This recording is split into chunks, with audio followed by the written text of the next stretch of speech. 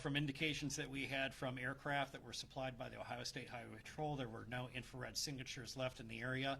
The one last area that was a thick-wooded area southeast of our initial location of where the car went off the roadway from our fugitive suspect, that was searched on foot by approximately 50 officers from Lorain County Sheriff's Office, Lorain Elyria Police, Oberlin, South Amherst Police, our partners with the Ohio Highway Patrol, as well as the U.S. Marshal's Office, Border Patrol, assisted us with that as well. Also, the Oberlin Police Chief was also providing his assistance on scene due to the proximity of their location, of their city, and we were unsuccessful in locating the subject at that time. We are following up on several other leads that we're looking at outside the perimeter area throughout Northeast Ohio for that subject. And in addition to that, Chief Deputy U.S. Marshal Fitzgibbons is here from the U.S. Marshal's Office to also talk about a reward program that your office is looking at. So, Chief Deputy. Thank you, Sheriff. Before I get into that, sincerely appreciation to the Lorain County Sheriff's Office. Without skipping a beat, all resources, all hands were on deck. It's incredible. It's incredible how you and your team responded and how they're continuing to respond. And the United States Marshal Service definitely appreciates that, that very strong show of support from the Sheriff's Office and boots on the ground, as well as the other law enforcement partners, Highway Patrol, Oberlin Police, Elyria Police, and the U.S. Border Patrol provided some air unit support for us. The United States Marshal Service, we take this very serious. When someone runs from us, we don't appreciate it, especially when they put our officers and law enforcement and community at risk in rammed vehicles. And at this point, the individual thinks they may have gotten away, but all they did was find themselves on the top of our list of priorities of things to do. We have at least $2,500 that has been posted for a reward, and the tip line for that reward is 1-866, the number 4, wanted. All information, all tipsters will remain anonymous. We are the United States Marshal Service. We run the Witness Protection Program. We know how to keep a secret. So if you have information you want to provide it, we promise you we will keep it to ourselves, and we want to bring resolution to this as safely and quickly as possible, mostly so the citizens of this community could become more comfortable. I know it was quite a bit of stress for the citizens that live in that area to lock down their residences, lock down their properties, but we remind folks, don't leave keys in the visor because it's convenient for you right now. Don't leave things unattended that could possibly help this person continue to flee from law enforcement. Help us by providing any information if anything seems disrupted in any property in and around your household or sheds or anything of that nature. Please call the Sheriff's Office or call 1-866-4-WANTED. Thanks, Sheriff. Sheriff, can you start by describing the original incident involving Sheffield Village Police and how they came into contact with Mr. Meadows and what happened in that original incident? I was made aware that there was a parole violation warrant for the subject, and Sheffield Village Police came across him. They attempted to take him into custody. They got one handcuff on him. That handcuff could possibly have been used as a weapon, for the other one that was dangling off the arm. Got into a confrontation with the officers, and he managed to escape from those officers, but attempting to cause injury to both of them. Did he actually injure them, or was this just in the escape that's considered assault on an officer? It is considered assault on the officer. I didn't hear from Chief Assault and, in fact, the extent of the injuries that had taken place, but I knew during the apprehension and the arrest that he attempted to injure the officers. Where did that happen? That happened in Sheffield. Don't know the exact location of where it happened at that time. And then can you describe what happened this morning, how you knew where he was and how you came into contact with him? Just walk us through what happened. Jack, I really can't get into some of those details because some of them are sensitive as far as like our intel and information that we're hoping that could lead to more information that could lead to his arrest. But our folks, you know us well as to what we do. We do digging. We find that information where someone is. We had information that he was going to be at this location in this vehicle, and we had a very detailed plan with a takedown with drones, with vehicles in place. He took it upon himself not to comply. Okay, he took it upon himself to ram into these vehicles and get away. It's by the grace of God nobody was hurt, to include himself, right? So at the end of the day, we want to make sure we bring this to as peaceful a resolution as possible. And, you know, we're going to encourage him. If you're out there, if you're listening and you hear this, turn yourself in. Can you describe initially what the strategy was in terms of establishing a perimeter and why initially you were confident that he was going to be within that perimeter? Yeah, you know, when we do a takedown like this, we want to make sure that we have enough officers, and there was almost 12 officers on scene, several vehicles that were going to do the strategic takedown. And when they did that and activated lights and sirens, he refused to cooperate, and he put the pedal to the metal, right, and struck the officers' vehicles and got away. They pursued, and that's where he dumped the vehicle and took off on foot. So I know that you used the FLUR technology with the Highway Patrol.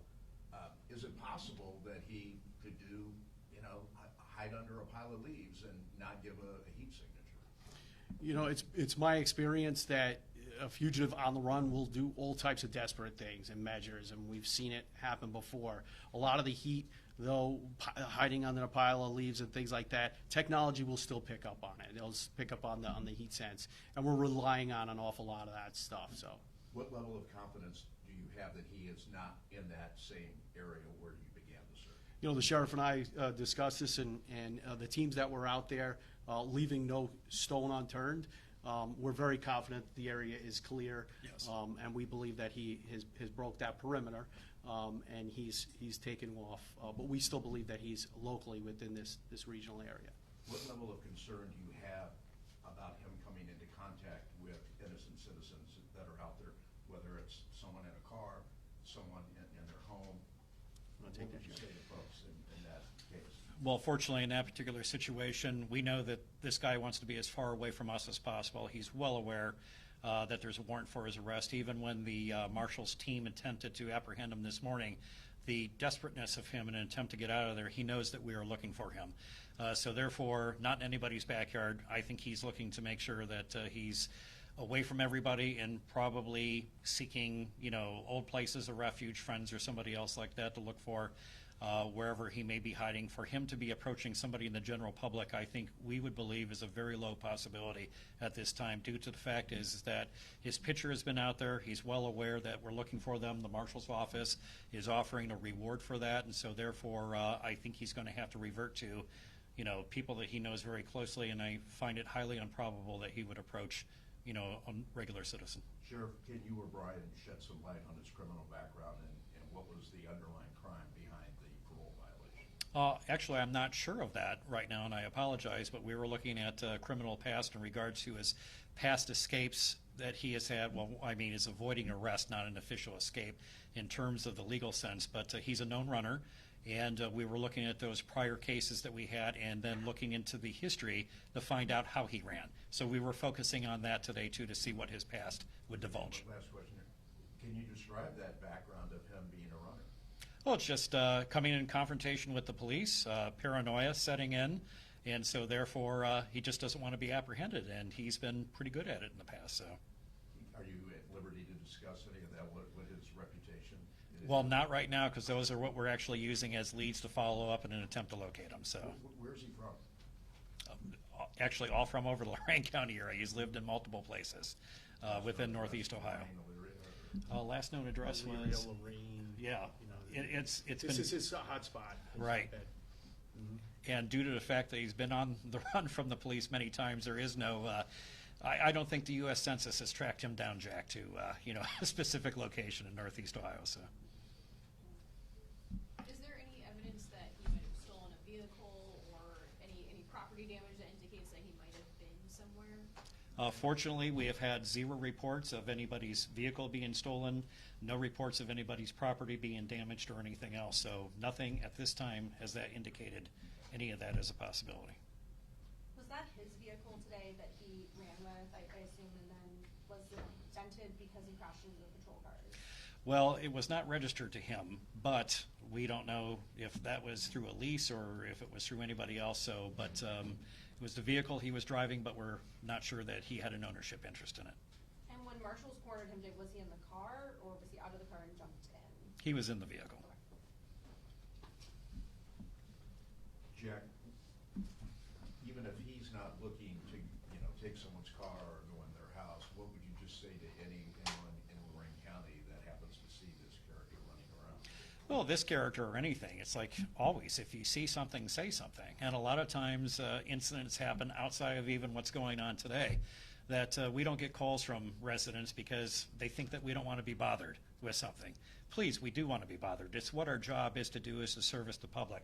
The marshal's job to make sure that these people are apprehended. So anything suspicious, we'll take any tip, to come into the a toll-free number or into even Lorain County 911 to let us know if you see something suspicious. For you and Brian, when it involves an assault on a police officer, like the original incident and then this morning, can you describe how law enforcement and any agency, when they hear about that, how they respond to it? And that's probably why you really got a lot of folks out there today working on this.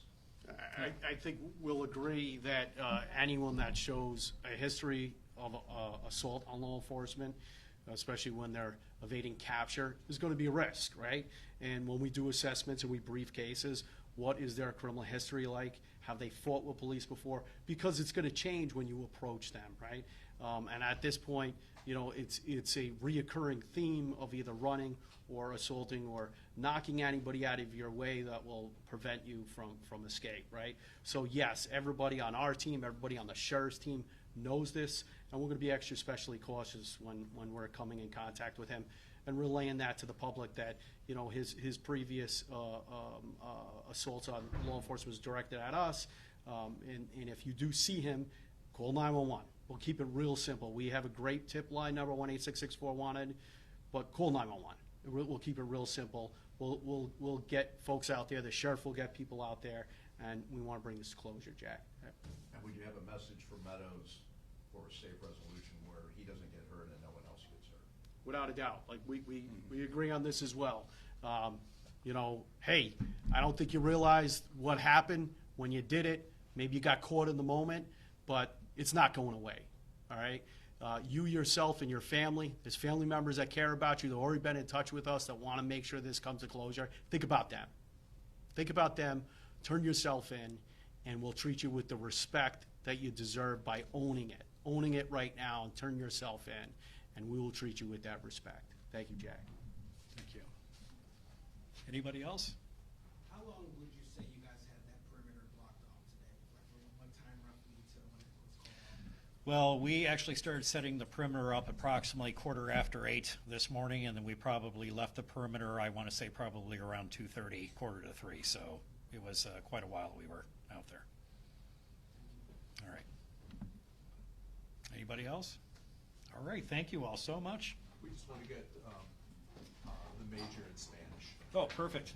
Read that number, 1-800, 1-866, 1-866, 4. Oh, wanted.